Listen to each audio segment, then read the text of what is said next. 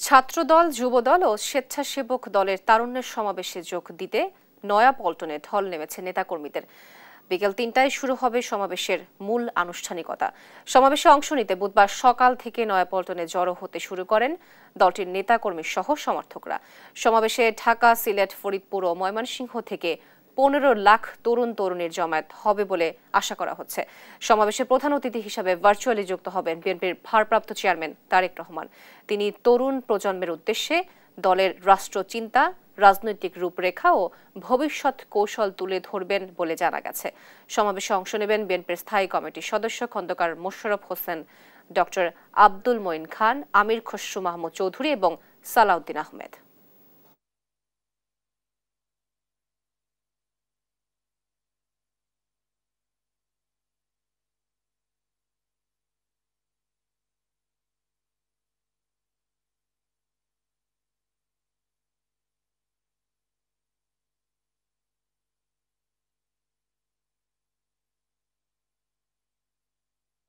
শক্তি তরুণদের একতার বলে কিন্তু আমরা 17 বছরের ফ্যাসিস্টদেরকে আমরা বাংলাদেশ থেকে একদম নিরামূল করতে পেরেছি।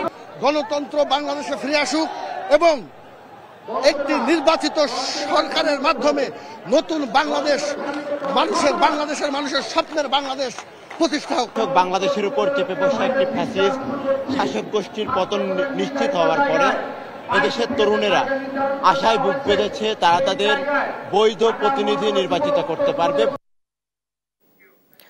রাজধানীর নয়াপল্টনে তারুণ্যের সমাবেশে ঢল নেমেছে নেতাকর্মীর। এ নিয়ে আলোচনাতে সেখান থেকে যুক্ত হচ্ছেন আমাদের সহকর্মী সাইফুল রিপন। সাইফুল, নেতাকর্মীদের উপস্থিতি কেমন দেখছেন এবং কি বলছেন নেতাকর্মীরা, আমাদেরকে বিস্তারিত জানাবেন।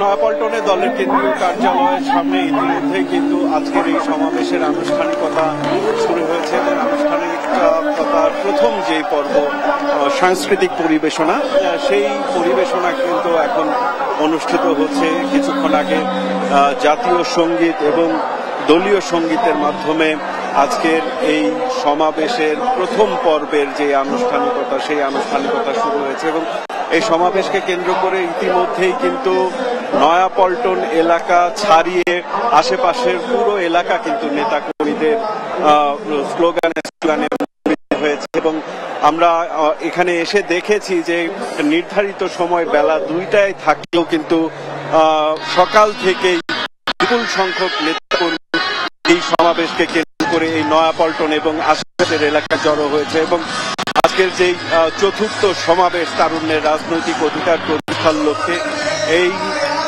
সমাবেশকে কেন্দ্র করে সাংগঠনিক বিভাগ ময়মনসিংহ, ফরিদপুর, সিলেট এবং ঢাকার নেতাকর্মীরা সমাবেশের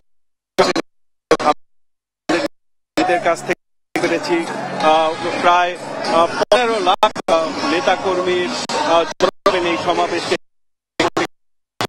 দলের পক্ষ থেকে বিএনপির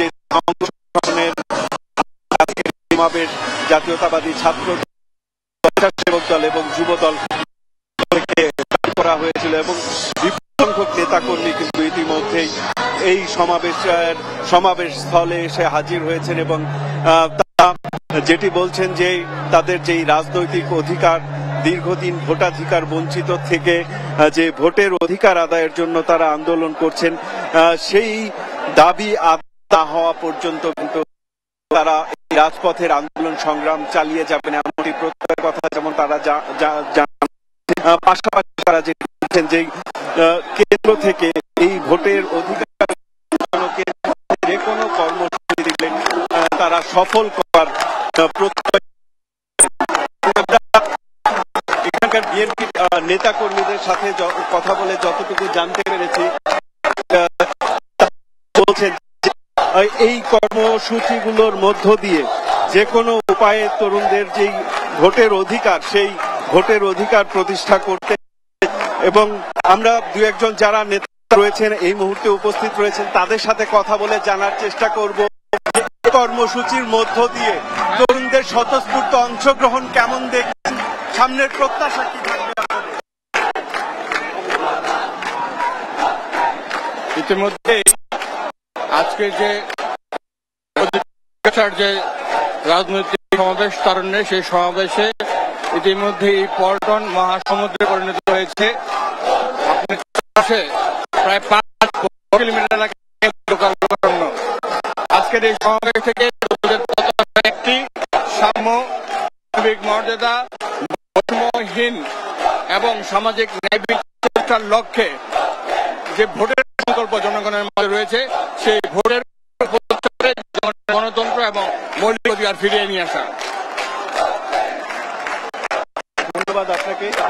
বিএনপি নেতারা যেটা যে তাদের ভোটাধিকার প্রতিষ্ঠা না হওয়া পর্যন্ত যে কোনো আন্দোলন কর্মসূচি, যে কোনো ধরনের কর্মসূচি তারা সফল করার জন্য রাজপথে তারা সক্রিয় থাকবেন, এমনটি প্রত্যয় কিন্তু এই তরুণ প্রজন্মের যারা আজকে এই সমাবেশে অংশগ্রহণ করেছেন তারা জানাচ্ছেন। এবং এই সমাবেশের প্রথম অংশ চলছে, কিছুক্ষণ পরেই দলের নীতি পর্যায়ের নেতারা কথা বলবেন এবং প্রধানমন্ত্রী দলের ভারপ্রাপ্ত চেয়ারম্যান তারেক রহমান বক্তব্য রাখবেন এবং তার বক্তব্যের মধ্য দিয়ে নতুন কোনো দিক নির্দেশনা আসে কিনা সে আমরা জানতে পারবো। তো এই ছিল আমার কাছে এখানকার সর্বশেষ পরিস্থিতি।